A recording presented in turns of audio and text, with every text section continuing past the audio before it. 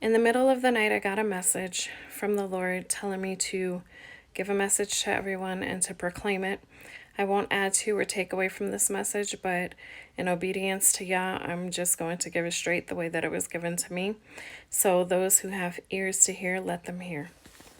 It comes from Zephaniah 2. Gather together, O shameful nation, before the appointed time arrives and that day sweeps on like chaff, before the fierce anger of the Lord comes upon you, before the day of the Lord's wrath comes upon you.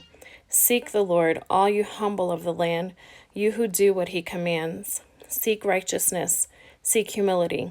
Perhaps you will be sheltered on the day of the Lord's anger. Gaza will be abandoned and Ashkelon left in ruins.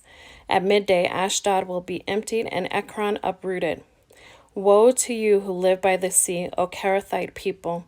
The word of the Lord is against you, O Canaan, land of the Philistines. I will destroy you, and none will be left.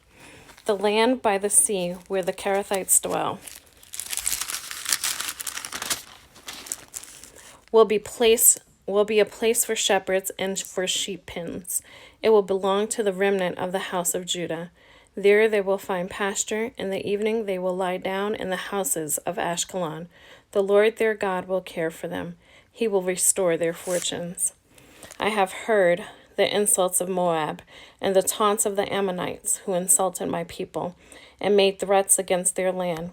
Therefore, as surely as I live, declares the Lord Almighty, the God of Israel, surely Moab will become like Sodom and the Ammonites like Gomorrah, a place of weeds and salt pits, a wasteland forever.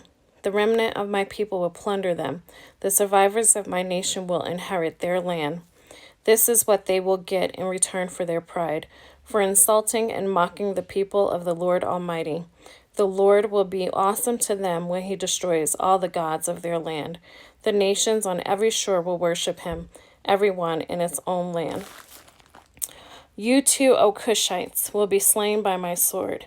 He will stretch out his hand against the north and destroy Assyria, leaving Nineveh utterly desolate and dry as a desert.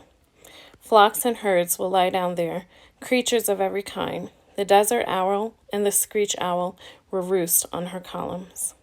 Their calls will echo through the windows, rubble will be in the doorways, the beams of cedar will be exposed. This is the carefree city that lived in safety.